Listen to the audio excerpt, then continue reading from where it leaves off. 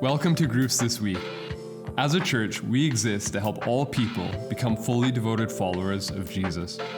We believe doing life together is a crucial part of that journey. During this time, we're going to unpack and dig deeper into the sermon we heard this past week. Let's dive in as we continue to grow in our faith, knowledge, and love of Jesus together. Well, hey groups, and welcome again to our video this week. We're missing our little table today. I think they must have used it for Easter, but probably everything's being used. We have you, David, so that's what's important. I'm better than a table. That's right. Yes. That's right. Yes. So this weekend we were looking at Romans 12. Mm-hmm. Skip Romans 9 to 11. You'll address it at your class. Yes. On Tuesday nights. But as we go into Romans 12.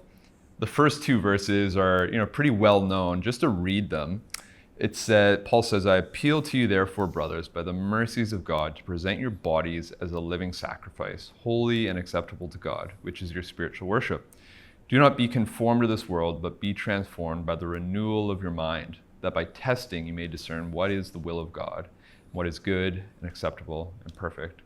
And so we see there that, Paul is calling us to worship God with our bodies and also to have the renewal of our minds. Mm-hmm. And so why is this important, and how do we practically do this? Yeah, one of the first things to notice is that is like where Romans 12 shows up in the letter. Paul has just been spending 11 chapters setting the table, as it were, basically saying, these are the truths. This is what it means to be in Christ. This is what it means to be baptized into his death and baptized into his resurrection. This is what it means to be filled with the Holy Spirit. And so he's laid the table, and he's laid the theological table. These are the truths that you need to hold on to. What was the one Scottish preacher? The verities that you need to hold on to. Like, these are the things you need to hold on to. And then chapter 12 says, okay, in light of all this, now what? How are we supposed to live? Mm-hmm. And so chapter 12 actually marks a major turning point in the letter. Because from now on, right to the end, Paul's going to get right to brass tacks on, okay, what are the implications of the gospel for how you and I get along, how we live, how we do life together, right?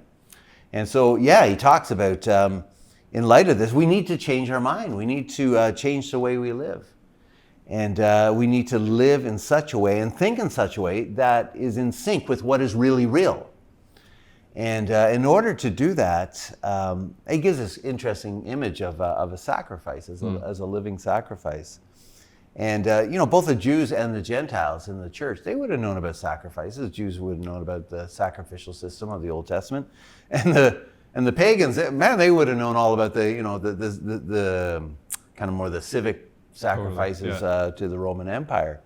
And so they knew about this, and Paul says it's not about that. It's not about sacrificing some animal. It's about you living your life completely abandoned to God and living in these realities. And to do that, it's an act of saying, hey, my whole life belongs to you, because faith is never just up here, though it is up here, but it's also our whole lives. And when he talks about, and so faith is throwing yourself upon God. But the renewal of the mind is really important, because for a lot of these guys, what they're going to have to do is not just learn Christ. And that's what Paul says in Ephesians. That's not how you learn Christ. It's not that they just need to learn who Jesus is, but they need to unlearn the things that they've been taught that the Roman Empire has been teaching them. And then they have to relearn what is truly true, and that is their life in Jesus. Yeah. So that's all packed into this passage. Okay. Yeah, getting super practical.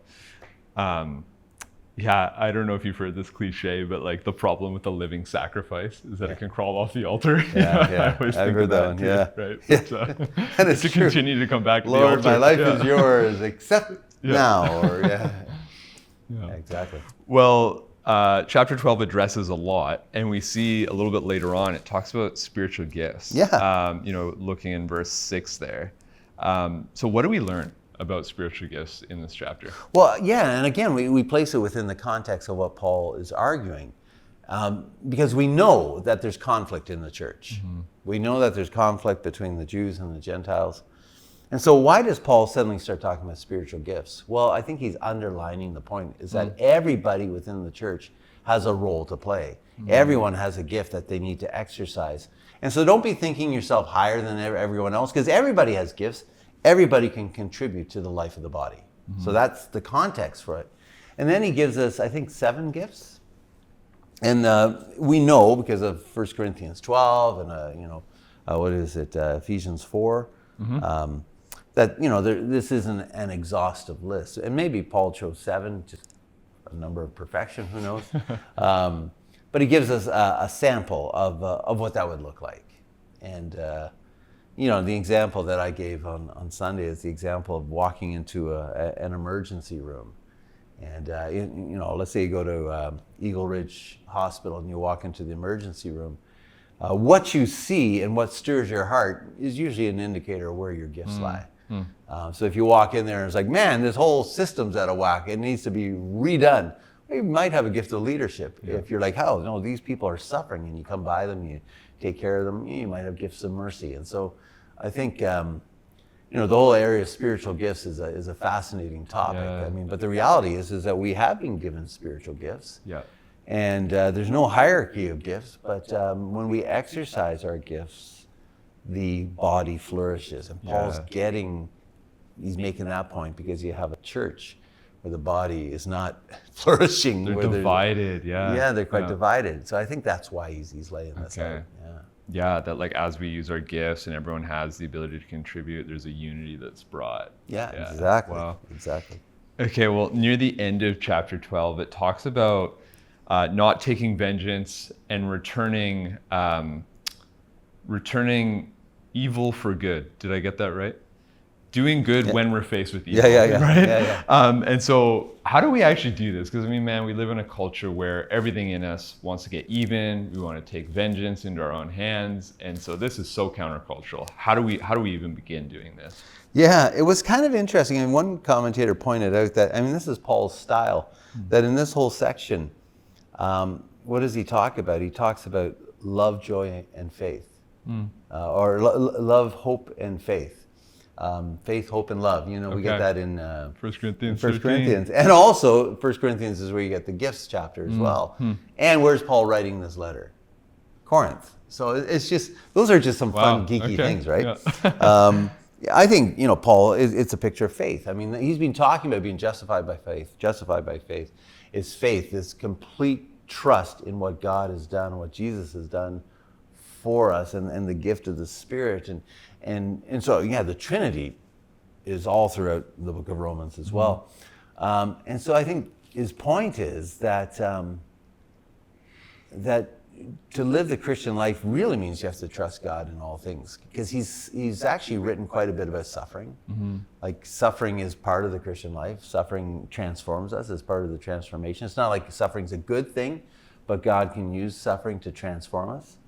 And you're probably getting to the point where to be a Christian, even in Rome, is going to land you into hot water. Yeah. I don't think full-on persecution has happened, is starting yet, but it's coming under Nero.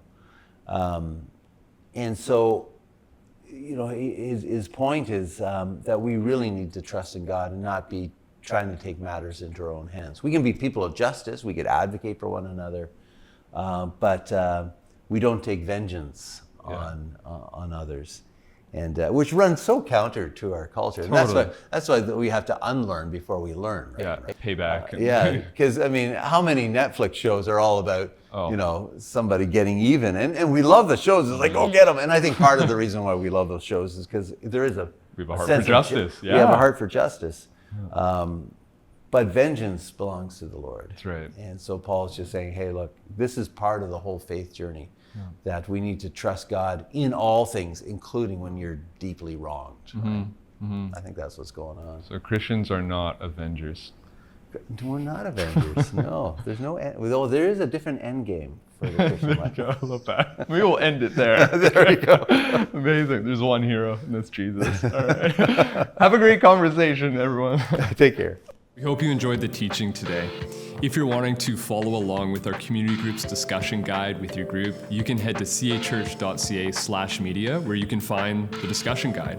Not only are there questions there related to the sermon, but there's also prayer prompts that relate to the passage or the topic that we were talking about, and practices that you can, on an individual level or a group level, begin integrating into your life to not only bring this knowledge into your mind, but to begin living it out.